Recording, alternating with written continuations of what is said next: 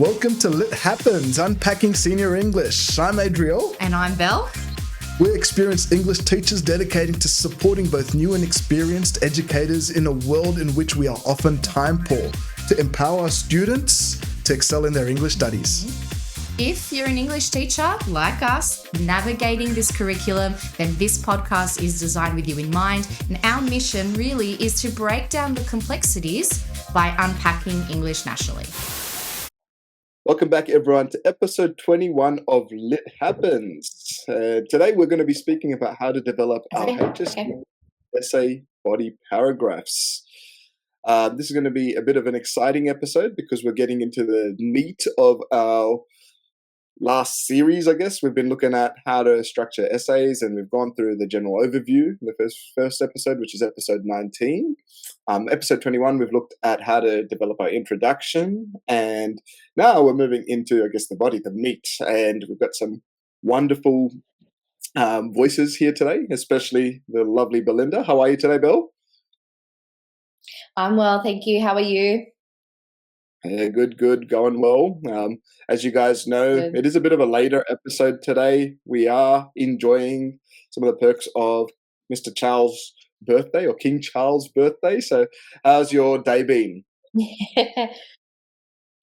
Yeah, pretty good. I can't believe, Adriel, we're recording episode 21. It just I can't believe it. We're really just talking our heads off, aren't we?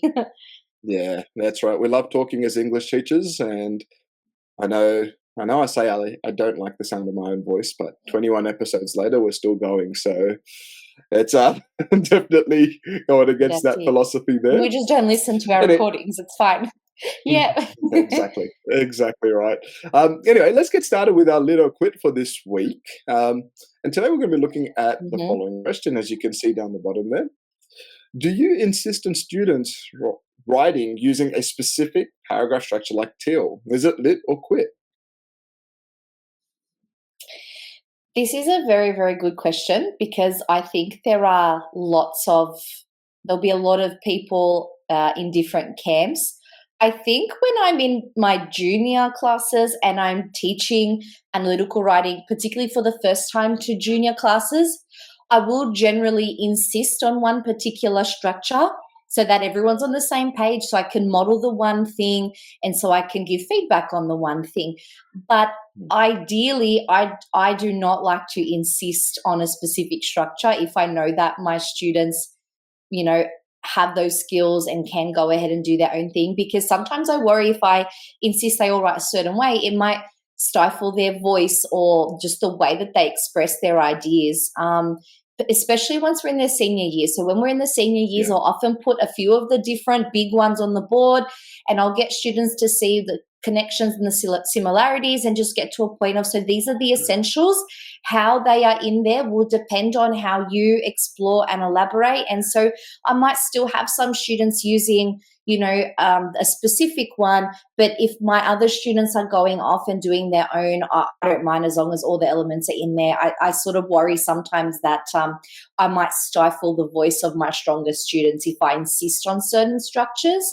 But then again, I know it can be quite difficult too if you're a school with a particular writing platform, and you might be embedding that writing platform within their marking criteria as well. So that might be something to think about. But I have found I will start with specific structure and then I loosen the reins, and I'm often pleasantly surprised by what I see from my students. So even though I can see both sides on this one, I think I'm more on the quit side. I'm going to quit this one. Yeah. It's the insisting that I don't like. Yeah. Yeah, no, fair enough. I think definitely, I guess, as you sort of put it there, stage 4 and 5, definitely a great framework for building those fundamental skills. Stage 6, we sort of stifle them if we insist on one particular writing style. We don't want to sort of stifle that voice that is definitely prescribed by NESA's outlines here. We want students to explore their own voice. So definitely quit there. I would tend to agree a little bit there as well for our stage 6. And definitely we follow the same sort of teaching pedagogy. So we're sitting on the fence here quite a bit with these little quit questions, but look, let's go quit for tonight. That's it. I think Well, quit. We Yeah. can, yeah, we can put this on our socials, and we can see what you guys think, whether you're on the fence, whether you're a lit or you quit. Because like I see both sides, and I think that's the thing with teaching. We can all see why different people do different things, but ultimately we have to go with what we feel works for us in our own classroom, don't we? Yeah, 100%, 100%. And I think that's very, very important for us to consider. Awesome. So I guess there's a few things that we do want to sort of go through today. And as we sort of mentioned in our introduction, we are looking at body paragraphs today. We're considering why paragraphs, or these body paragraphs being the meat of our essay, are very important or vital for developing arguments and supporting some of the claims that we've made through our thesis statements. So we'll do this through addressing 5 different questions today, and see if we can help you guys with, or even students in some of the things that we've learned along the ways, in how to construct effective paragraphs in order to achieve those band 5s and 6s. And as Belle sort of just mentioned there, engage with us on our socials, the Little Queer, pop comments in our YouTube videos as well, just to let us know how you guys sort of teach these things as well. Give us some insights. Again, we're here just talking away, and we'd love to hear what you guys are doing in the classroom as well. So anyway, Belle, without further ado, let's move into question 1. Now, question 1 here is considering what is the role of body paragraphs in an essay? Yeah, that's a good question. So I guess we're starting off with the what's at the point of this section. And given that, we have been doing a part of series, last week we looked at introductions where you're introducing the argument.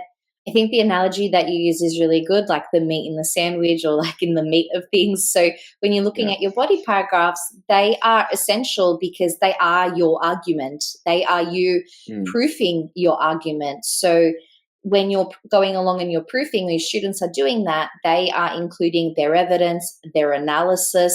They've got the language features, the way that context, purpose, and audience is all working together to really support that thesis statement that was introduced in the intro. So if it's introduced in the intro, your thesis statement, it's being played out in these body paragraphs, right?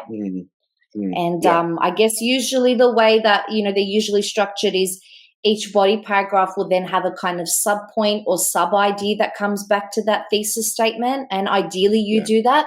That's how you would make it more sustained, that there's a connection and a flow between all of them.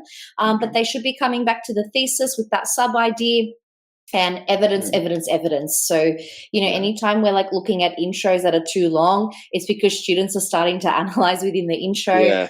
All of that, should just go straight in the body. That's where it belongs. That's its home. That's where it wants to be.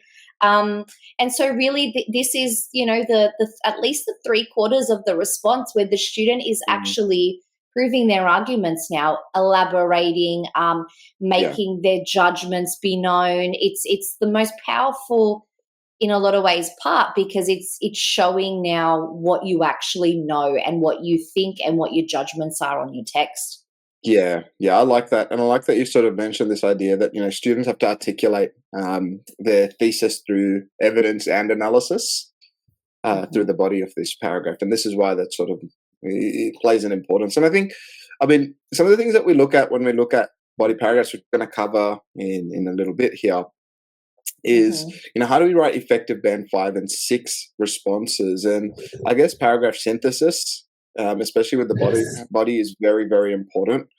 And this is where you've sort of mentioned it's the meat. We were looking at quite a few, and like in our band 6 responses, you're looking at, not only, students being able to put in evidence, but how well have they synthesized the evidence in relation to their, say, topic sentences?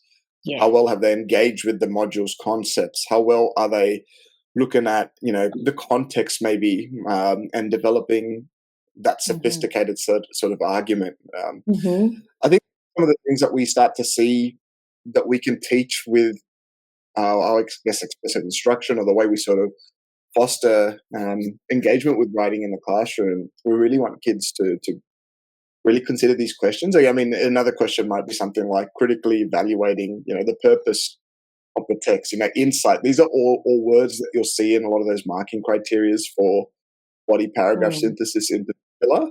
I think Now, you've sort of covered quite a bit there in terms of the You know role. It what? Can is, I just say you made like a brilliant point there as well, with the covering all the analysis and the insightfulness, mm, but it really starts before you're writing body paragraphs, right? Like yeah, it's the discussions we're having about the text in class. It's the types of notes we're producing with them. It's the type of yeah, activities we're doing with them.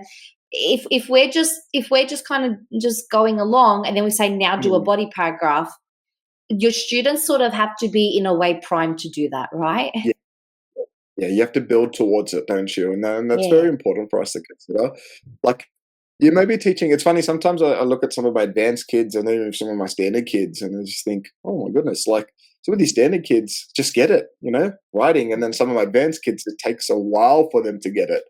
The importance of the paragraph because they might be very literal in the way they sort of understand a Mhm. writing platform Or or or overcomplicating it.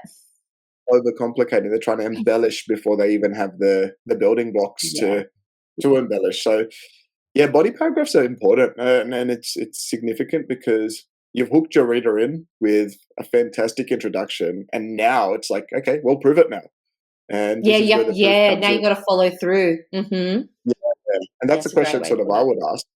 How are you proving it? It's Mm. you can use that court analogy, a lawyer's or what is it, barrister's analogy. Mhm. They come up with like all guns blazing and then fall away in the body where all the evidence is Yeah, needed. Good yeah, luck to your client.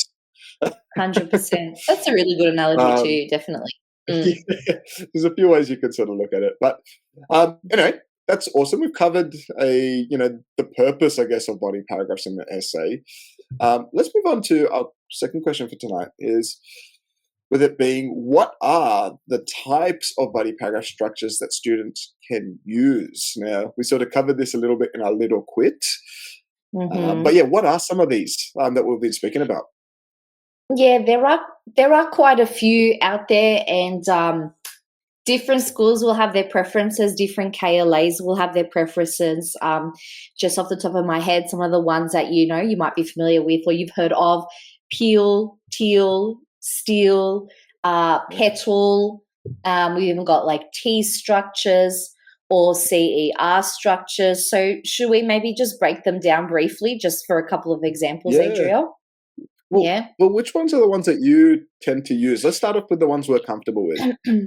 Yeah, so definitely I feel like peel and teal are like your really stock standard given ones. I think they're the most common ones because they're more simple. They're just four specific points, and you can use them very easily across KLAs. Yeah. I know that you and I have worked at different schools where they had their own really Yeah. distinct writing platforms and their really distinct acronyms. Which are very separate from your peel and teal. But I feel like that's usually, one of the most common ones or the go-to. So, if you're peel or your teal, you're looking at, your first sentence being your Mm, point or your topic mm, sentence. And so that is your clear statement where you're introducing, the point that you're making in this body paragraph that comes back to proving your thesis statement. yeah. So there's always that kind of beginning. And then it depends on if you peel or teal the organization of the middle. So some people start with the explainer and they might actually explain the context first or Yeah. explain where that idea has come from. So, that Mm, second sentence might be their purpose, audience, or context statement. And then that third sentence would be, let's get into our evidence. The thing that your peels and your teals, they don't show is that in English, in a body paragraph, best practice is having at least 3 direct pieces of evidence, yeah.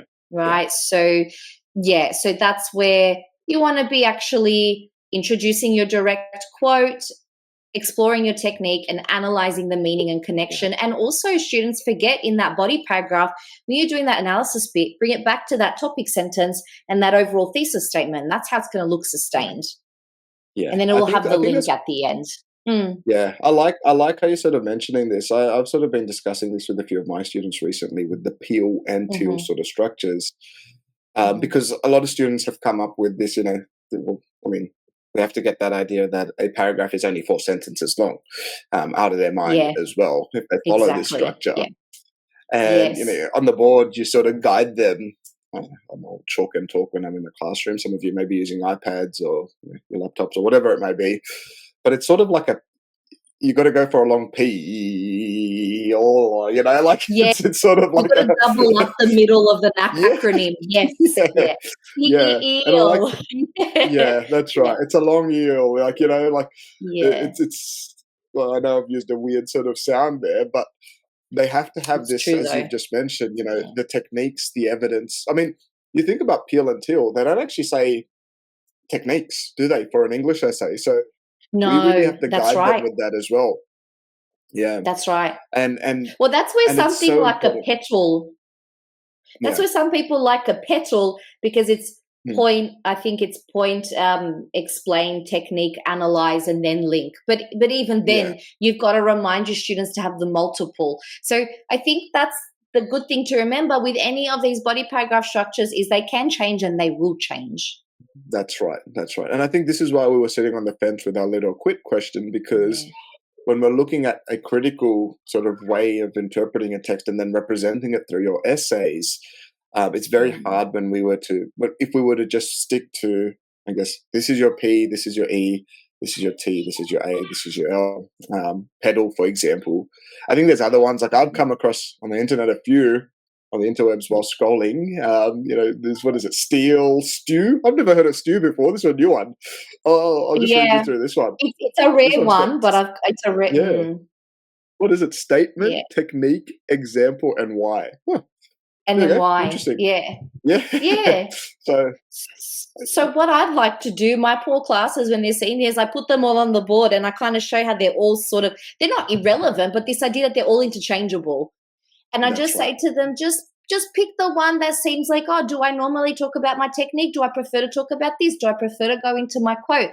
And then pick what works with that student. Because we all have the way that we want to bring in our evidence, don't we? Yeah, and it could be different. Like sometimes if we're taking an intertextual approach to our body paragraphs, we have to be sort of malleable. Yeah, yes, we have to be malleable with the way we sort of use these platforms. So I guess that's where we can use these platforms as a starting point, but then we have to sort of guide our students as to how to develop their body paragraphs using these. And I think that's where the teacher-led sort of guided responses are very, very important for us. Guided practice, if some of you are part of the EDI framework there, again, don't judge me. I know EDI may be a touchy subject for some people. I think it's got its merits when it comes to teaching a lot of this stuff, especially with the guided practice stuff as well. So, I'm definitely a big fan of explicit teaching. It's just that in my pedagogy, I've realized there is a point where you've got to back off from the explicit to allow the students to develop what they're going to develop for themselves. Yeah. But look, there's some other ones anyway. T structure, CER. Do you want to tell us a little bit about those? Yeah. Look, your T structure. I haven't actually heard too much of the T before, but I have heard the CER, which is your claim, evidence, and reasoning. Look, this is pretty good, I guess, if you're looking at it on a Band 6 sort of perspective here. This sort of framework allows your students to justify with a little bit of insight because they, put their claim there, which is their topic sentence again. You've got your evidence, and then the reasoning, like why is this important? Where does this fit within the framework of what you're trying to say about the textual concept or the idea that you've seen in relation to the question? So it does allow you to justify a critical sort of response or provide that sophisticated insight. Particularly when you get to the end towards the link. Yeah, that's right. That's right. T, I haven't heard that actually before. Have you heard of T before? I have, but many, many years ago. It's not a common one, but I have seen people starting to do them more for, when you're like at the part of teaching the text where you're not quite at body paragraphs, but you're trying to set up your students beforehand to have some analysis that they can then put into a body paragraph. And so that might even be, so even if you don't have the topic sentence component, that might be your techniques and your evidence with your quote and your evaluation or your effect. So I've seen people sort of Again, using it in a very flexible way based on what they're doing, what their activities, what the class is. But I think this one is quite similar to CEI in that it has that evaluation at the end, which is really good for your especially your advanced and your band 6 students when you're getting them to consider that impact on audience and that impact on them as readers. So there's a lot. There's a lot out there. Like that. Yeah, I like that idea of evaluating towards the end. And I mean, even if you are using a TEEL structure, you're not like using that link there as like your final sentence, which kids will often use that as. I mean, you've got to do it multiple times using that structure. So it might be something, I mean, I might consider using in the classroom this term. We'll see. I'll let you guys know how it goes. Not? Yeah. No, that's it. I think students are once they get to that year 11, 12, they start to become much better at identifying what they're comfortable with and what their voice is. And they'll say, I don't like this, I don't like that. So try it out. You never know. It might just help someone shine. Like, you know, we all see peel and teal, but sometimes when we see something presented in a different arrangement, it might actually change the meaning and it might help with flow and clarity and succinctness. But I think we're going to talk about that into question 3 now anyway. So let's move into question 3 now. And question 3 here is, how can students ensure coherence and cohesion in their body paragraphs? And this is very, very important. This is sort of what we say is the make or break of the argument. If your piece is not clear or coherent, you lose your marker. And this is where you will lose your mark. So how do we how can we teach our students, and if students are listening, how can students maintain this idea of coherence and cohesion through their body paragraphs? I think what I've seen in teaching and marking over the years is students tend to lose coherence or cohesion when they're not so clear exactly on what each point is in each body paragraph and how they're either separate and then also somewhat connected to each other. You know, where sometimes you might have 2 paragraphs that sound kind of similar because you're kind of saying a similar thing, as opposed to very distinct subpoints that are coming back to your main argument. So I think one thing they need to do is remember to stay focused in each paragraphs. Don't overcomplicate, don't overdo it. Start with that. What's my distinct idea here? And then what quotes and techniques and structural techniques and context might I be using? And then move on to the next point. And then the order of those paragraphs might change, because that's the other thing I think as well. Coherence and cohesion for me in an essay is not just within each body paragraph, but it's also the organization of all 3 or 4 or 2 body paragraphs, whatever your students do. It's like how they flow and work together, what what order they're in. I like that. I like this idea. Like if you're looking at that word coherence, for example, coherence is, you know, that logical flow which you've just mentioned. And then cohesion is how do we make those seamless connections? I think that's probably what you sort of just mentioned there. But if we were to consider this a bit more you're right. I think when we're looking at, like, you know, effective sort of responses, those are the 2 key things that students will try to write right from day one. But I think something that we need to sort of mention here is, even like for ourselves, I know I've been doing a bit of further study myself recently, and even in my essays, I'll fall into that trap sometimes of wanting to write the perfect thing. Like, oh, look at me, I'm an English teacher, I should be able to write this all perfectly, you know? But then unless I go through the steps, which I guess you're going to cover a little bit here, cohesion and coherence can be compromised. I think that's quite important. But anyway, what were you about to say about how we sort of develop this?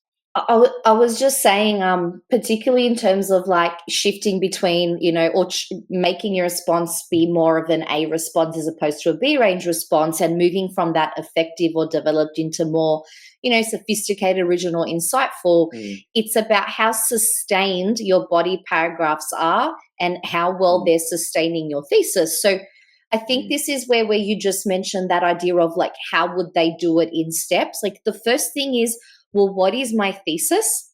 How does that thesis break down into 2, 3, or 4 subpoints, depending on your body paragraph? And then you got to sort of, the way I see it in my head, I'm quite a visual learner and a visual teacher, and I put I'm a mind mapper, and some of my students hate it, and I just say to them, you're welcome to reorganize your notes, don't worry, but I see it visually, like what's my overarching starting point, how does that break down, and then in each piece, how does that break down? So then once you break down those 3 points for your body, then within each body, okay, well, what's my context that governs this particular idea? Is there anything, purpose or audience that I need to consider for this idea? What are the 3 best, most apt pieces of evidence? And I know you're a big proponent of this too, because we can just put all sorts of evidence. There's lots to be found in a novel or a set of poetry, but we want to go zone in on that word apt. So the best bit of evidence to prove the point that you are making, because your markers, particularly in the HSC, will know when you're just putting in evidence for the sake of it, and whether it's put in, it's apt, it's relevant, it's coming back to your thesis, and it's very it's chosen for a very significant reason. I think each student really should be thinking about what is the function of what's in my body paragraph? What's the function of this sentence? What's the function of this quote? What is the function of this technique? And then that way, I think students don't realize how powerful that organizing stage is, because you're starting to solidify your response before you've even gone in sentence by sentence. Because how many of us, and I know I've been guilty of it, especially when I was a student, you write and you're like, I've written so much, and you're like, yeah, but what does this actually say? Does it connect? Is it detailed? Is it thorough? Yeah. Oh, this wasn't really the point I intended. So I'm a really big advocate for you build the bones first. You build that structure, you do a bit of an order, you do a bit of a dot point, and this is what I'm going to cover, and then you go your sentence by sentence. And then we've obviously got, between the two of us, some ideas as well, what you do kind of sentence by sentence. But I think that planning and organization, it really pays off when you think about your thesis holistically in your essay. Yeah, I agree. And so if we're looking at that coherence, cohesion, if we were to summate it into a few sort of points, you want key transitions to be important. So your transition sort of words, you might provide a transition list for your students, and we'll speak a little bit this towards the end. I think consistent structure. So this is where we jump back to our PEELs, our TEELs, or whatever you're using. Just as long as they got a consistent base there, like I said, which they build off of, I think that's quite important. For coherence and that cohesion there. But also the last one, I think this is important, you mentioned this, is, make sure that your body paragraphs are focused on a single idea. One idea per paragraph, not jumping in and between multiple ideas per paragraph. That one idea must clearly link back to supporting your thesis, and you've sort of introduced this in your introduction. And how do we mold this? Again, this is where those structures or those writing platforms do come in handy for us. So, a few things to consider. I mean, we could speak all day about how we can ensure coherence and the cohesion there. But let's move on to our next question here. How can students now revise their paragraphs for clarity and impact? And this is a bit more of the practical sort of stage here. So how can they go? Yeah, so for me, once you're getting to clarity and impact, you've probably done, I think, several drafts of your essay or your body, and you're just tightening everything up again, because if it's not clear, it's not going to have impact. So clarity, I think that idea of clarity works on a few ways. So, you could look at just the idea of on a grammar or a general flow sense, is it clear? Have I done my kind of editing there? But even clarity, as for me, clarity is that it's got the flow. So both within the body paragraph and then across the body paragraph. So I think where you mentioned previously, the transitions is really good, because it really, because I think I like that analogy that you used about the courtroom. When you think about a lawyer in a courtroom in all the, films and the true crime that we've watched, they are telling a story. Yes, they're persuasive. Yes, they've got, but they are unraveling the story of why this is their case. So if students think about it that way too, it's that thesis is your story. And so your body paragraphs and your points are unraveling that. So you definitely want to read it for flow. You want to make Yeah. sure your general editing is clear, but you want to make sure that what your sentences say and how they connect, flow from one another. So transitions for, like you said, in those body paragraphs, but even within, like, we all have our certain phrases, and I know we'll talk about this probably in the last question, but we all have, as teachers, like those certain phrases that we see a lot or we use a lot or we put on the board a lot that we know is going to introduce a technique or going to introduce a quote and going to introduce the link sentence. So I think just having those things clear, and that doesn't have to be one that a teacher has given or a specific structured one, but just that there's a clear, because if you don't know where your body paragraph is going, how can you expect your marker to know where it's going? Yeah. And I often say to my guys, you have to pretend like, well, for example, I know I've worked at some schools where you have enough resources, so the entire grade does the same text. But sometimes you work at schools where you don't, and every class does a different text. And so the teachers are really marking along the skills. So, you got to pretend like who's marking it has not seen your response. And that enables you to be as explicit and clear as possible. I mean, there's always probably a little bit of leeway for benefit of the doubt, but why would you want to do that if you can set that up clearly and effectively? So definitely multiple draft reviews as a student will enable that. Getting your teacher's feedback will enable that too, because your teacher will likely be able to point out bits that maybe are not coherent or are not clear. How many times have we as teachers typed on a draft, what do you mean by this statement? Or just put a question mark, I don't actually know what you're trying to say here. And those are the fine-tuned things that really strengthen a response. Definitely. That's a good way to catch some of your students as well who are using AI. That question, oh, what do you mean by this over here? Or because if they give you a good sort of response there, then it's like, okay, cool, they've actually engaged with the writing, and this is theirs.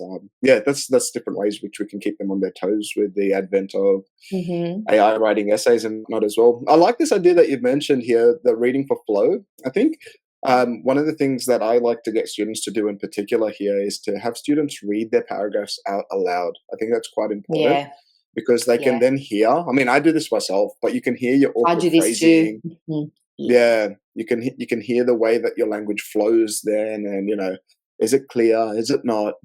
That's probably like the first thing as they do go through their response to have them. I would also say, one of the important things that I've seen in regards to ensuring cohesion and clarity in our responses is making sure students are exposed to literary sort of reviews or commentaries on certain texts. I think that's quite important because they can see what good quality academic writing looks like. And commentary on literature looks like. That's a great idea. That's right, because it encourages sort of students to then develop an academic vocabulary which they can then use later on down the track to refine or embellish their responses, which they'll be like, okay, cool, this sounds like the idea that I've been presenting. This is a nice way of saying it. And how does such and such say this? And the other thing I would say is this: remember, we are writing persuasive essays in English. So as a teacher, encourage high modality language. So give them a list of like those high modality transition words, how they function within the body of a paragraph or an essay. Say, if you want to highlight this, these are the words or these are the phrases that you use. I think definitely helps. And there are plenty of these online as well. So if you're a student listening, you've got the power of the internet, so look it up. You might even you might ask AI for good here, what are some high modality transition words that I can use in my body paragraphs? And that might be a simple way of getting you started. I think that's how we should be using AI as opposed to, hey, write my body paragraph for me. My teacher's going to catch me out. No, you're right, because it does have its uses and it can be a good tool if students are looking at it as to how can it help me elevate my own ideas in writing as opposed to how can it give me ideas in writing. Yeah, I think that's quite important. But anyway, let's move on to our last question for tonight. And this is where we're just going to sort of open the floor up a little bit. And, what are some tips or tricks or strategies that we have used that have helped our our students elevate their body analysis. Yeah. Yeah.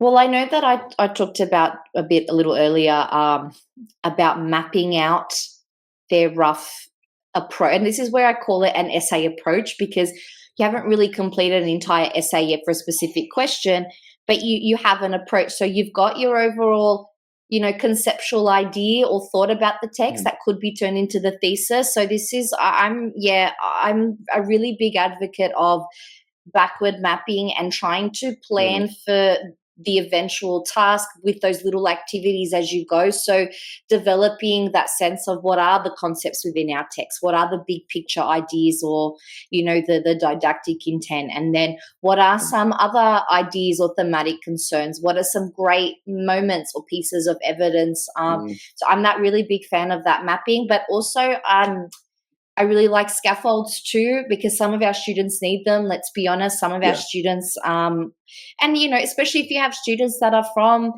EALD backgrounds and refugee backgrounds, like they struggle. They really do. So I like scaffolds. I like sentence stems. Although I must say that the longer I teach, the more I become a bit subjective as to how much I give in that scaffold or how much of a sentence, because I have sort of seen where there are students who have that potential to think beyond what I've given them. And yet I think I've sort of almost kept them back. Like, in hindsight, maybe they would have produced some more nuanced approaches that and I didn't really give them any credit for that. And I stifled them by just kind of use this. So these days I'm very aware of that. And sometimes what I do is I'll have that scaffold and I might make a very straightforward one for my higher achievers, and I might make a middle range one for my guys who want to see something, but then are also capable to do a bit.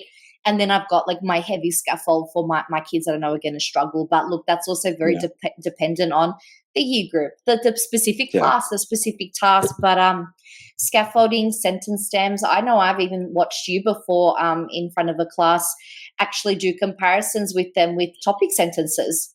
And, looking at these, because we talk about these band descriptors too, like what is a sound topic sentence? What is an effective one? What is an insightful one? And just doing that on the board visually, like I'm a very big proponent of we got to probably try and teach these skills as much as we can, as hard as we can in their junior years, so that when it comes to year 11 and 12, we're still helping, we're still guiding. They might need some of that still, but we're hopefully to the point where they're transitioning and they've seen our sample, they know our sample, and now that's a good visual and they go off and do their own thing. Yeah. I like some of the things that you sort of mentioned there. I know that last thing that you sort of mentioned in regards to specific guided practice, I think that's so important. I mean, one of the questions that I ask myself all the time, like every year you've got different students and it's like, well, this year they're not engaging with X, Y, and Z. How can I get them to really think about this? And sometimes I might throw the schedule out the window sometimes, because we need to establish some of these skills. Yes. Very, very much so. And they're the questions that I struggle with. Sometimes I shouldn't say this, I won't struggle and have nightmares about it. But you think about it, okay, well, today I've got these guys coming up. How am I going to teach this? And I think that's one effective thing as a teacher, is to always have that passion to sort of want more, ask yourself more. We've been speaking with plenty of teachers, and the ones that generally have a good sort of affinity with their class, but also have a great rapport in trying to get students to understand why they do something, is because they're always evaluating their own teaching pedagogy. It's very important. Recently I've seen something, as you mentioned, like visual learners. One very simple thing you can do when students are writing their essays, or if you are a student writing your essay, is to just color code it. So if you've got a writing platform, get 4 or 5 different marker colors, and where's your point? Have that as a topic sentence. Then your evidence, your explanation, they might be different colors, and you'll start to see, well, there's too much of one color. Well, there's something wrong, isn't there? And with visual learners, it's a nice, simple way. I would also say this. That's really good too with examples. Like if you give them an example, but you know how sometimes we need to show them before we can expect them to write it. And that's a really cool activity too. We could just color Yeah. code it or put the parts together. Yeah, I love that. That's great. 100%. I think that's because, but like you said, we're all visual learners. I too am very visual in the way I sort of approach things. I try and draw things on the board. I'll try and do a few Me videos too, but I'm later on, and hopeless. you'll see my rubbish Yeah. drawings. But I will say this. I will say this though. I think when we're looking at modeling there, with exemplars and feedback, we shouldn't just be giving them the whole response. Like give them No. parts of it, give them sections, give Yeah. them bits and pieces, so that you are building. You're building the framework so Yeah. that kids can go off and Project succeed. it on the board and break it down on the board. And in that way, the students have to listen because they know Yeah. they're not going home with it. They know they've got Yeah. to focus. Yeah, that's right. They'll have to be writing. Like I always say to kids as well, make sure you have your pen out. And look, this is a struggle. I know I'm sounding like, I've got a perfect classroom and all this sort of stuff. No. But you're trying to encourage this. It's like, hey guys, if I'm speaking, have your pen out, ask You questions. should be annotating. You should be looking at, okay, so you said this about this, this and that. Like I want those questions from my students. I don't want my kids to be sitting there like, silent lambs there, just ready to be slaughtered by the HSC because if they're not asking the question. Because that's right. And that's where you refine all the stuff that they're going to light bulb and click with that will then go in their essay. Like that time is so important. That's right. Yeah, it's so significant. But yeah, that's probably one thing. Like making sure you've got color coding there, reading out your responses out aloud. I think that's another one. And then the last one. Remember, for our teachers out there and even for students, the HSC is not about. This is for all your subjects as well. Not only HSC English, but essay writing in many subjects. You are not writing something where you're recalling a whole bunch of information about the whole term. You're actually answering a specific question in a very specific or finite amount of time. Yes. So practice your responses under timed conditions. You could know everything about the whole text, but if you don't know how to apply it, that would be my tip as well, that you can use at home. Don't spend 4 hours trying to write the perfect essay. Give yourself 10 minutes, 15 minutes to write, maybe say an introduction, and over the week, write 4 or 5. Where you give yourself 10 minutes or 15 minutes to do it. And you'll start to get more and more comfortable. Body paragraphs, for example, here. Instead of having to do all of them at once, well, get your writing platform out. What's this? We've got 40 minutes to write an essay, 3 body paragraphs. So you're probably looking at about, 9 to 12 minutes per body paragraph, maybe, if not a little bit less. Yes. Put 9 minutes on the board and a Google timer, and off you go. See what you can produce. Not by yourself. Obviously, have your plans there ready, your brainstorms and all your ideas on a page. I know you've been speaking a little bit about having tables or those multiple mind maps or flow charts or whatever it is that you've used to pop your notes down. Whatever works. Yeah. But then time yourself when you're writing, because at the end of the day, you can know everything, but if you can't produce or put pen to paper in the HSC, that's luck. right. That's what I tell my students. That's right. No, that's right. And the body paragraph, we tell our students, don't look at the body paragraph as something that you're just doing just because you got this assignment. The body paragraphs are the culmination of what you've been doing the entire term. And when teachers give practice questions or they give a 200-300 word response, encouraging that weekly writing, then the students will go, oh, I actually have analysis in my book. Yeah, you do. That's very deliberate, so that when the time came, you had stuff to pull from. But I think there's so many things that are so useful, and everyone kind of will do, the strategy that might work for them. But even ask you, sometimes I say to my guys, do you feel like there's something I could do to help you? Do you feel like there's a strategy? And sometimes that's so powerful because a student knows, oh, you're really trying to like zone in, And I know I've seen, for example, you with your senior classes, like you can tell a class in how they engage and how they talk about, that classroom and that lesson. You can tell when they feel like they're safe, they're supported, and they're listened to, but also that they're learning and they're thinking and they're doing something that's worthwhile for them. Like it does show. It does show. Yeah. was it knowing your students and how they learn? Is that one of those quality That's teaching it. elements that we? Yeah, isn't that the first one? Isn't it? Yeah, I Yeah, think it's the so. first. I think so. Yeah, there's so Hopefully many of them. NESA's Yeah, not listening to this. exactly. Anyway, that sort of brings us to the end of this ep here, and I'm sure we've got so I much think more we've to talked say. enough. I think so. Yeah, But it's like you look, said, we could do hours. Like we, yeah, all of you, that listening, usually, probably English teachers, we could be going for yeah, hours on this, but just a yeah, few things that we've seen and we do yeah. and we've talked about that we thought could be helpful. So, yeah. Yeah, I think so. And look, thank you guys once again, for I guess just being with us on the journey. Like today, we've looked at effective body paragraphs. We are aiming for those band 5, 6 sort of responses, but please don't limit that. Like this isn't just for high achievers. These Yeah. episodes, we're just talking about teaching in Yes. general. Yes. So just remember, we're looking at just overall holistic strategies that will help us improve our essay writing. And if you guys have any tips, please feel free to share, reach out, Yes. put the We'd love to comments hear. in our posts. Yeah. Like, hey, guys, you've been doing this. You should suggest this or whatever else. Like, we'd love to hear it. And definitely be sure to like and subscribe our pages. Follow us along on TikTok, Instagram. We've got our pods up on Spotify, Apple Podcasts as well, I believe. And then our YouTube videos do come across as well. And the final thing is, if you can see down the bottom here, we've got lithappens.se.com. Wonderful Belinda has started to work on a few wonderful, hopefully, should we say, samples of what is to come later on down the track. And we'll hopefully be producing some things, especially as we start to move into the new text for the HSC in the not too distant future. Yeah. But like and subscribe, guys. Thank you for listening to us once again. Thank you, Bill, for your wonderful insight tonight. I'm sure people will have a lot likewise. to take out of it. Likewise, I always love these discussions. It's like we're back in the staff room together, It's like what we used to do at the end of the day. Like, I love it. It's great. Thank you, as always. Thank you. All right, guys. Thank you. And we will see you guys again next week.